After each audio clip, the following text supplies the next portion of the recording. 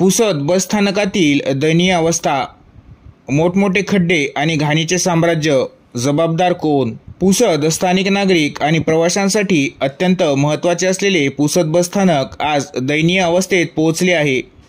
येथे मोठमोठे खड्डे, पावसाळ्यात साचणारे पाणी आणि चिखल तसेच सर्वत्र पसरलेली घाण यामुळे प्रवाशांचे हाल होत आहे. बसस्थानकात अनेक ठिकाणी मोठमोठे खड्डे पडले असून प्रवासी आणि वाहन चालक यांना मोठ्या अडचणींना सामोरे जावे लागत आहे.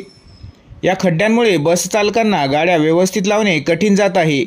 काही नागरिकांनी सांगितले की या खड्ड्यांमुळे अनेकदा वृद्ध आणि महिला प्रवासी पडून जखमी झाले आहेत.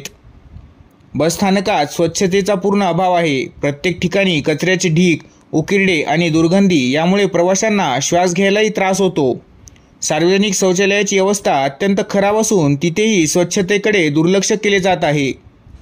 स्थानिक प्रशासन आणि परिवहन विभाग यांच्याकडून या समस्यांकडे पूर्णतः दुर्लक्ष करण्यात येत आहे.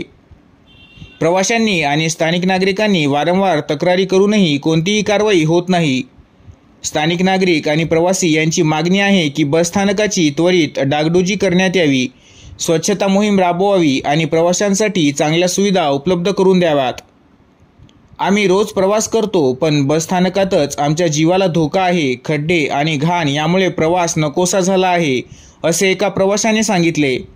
प्रशासनाकडून यावर कोणतीही पावले उचलली जातात याकडे सर्वांचे लक्ष लागले आहे. पुसदच्या जनतेने आता एकत्र येऊन आपल्या हक्कांसाठी आवाज उठवण्याची गरज आहे.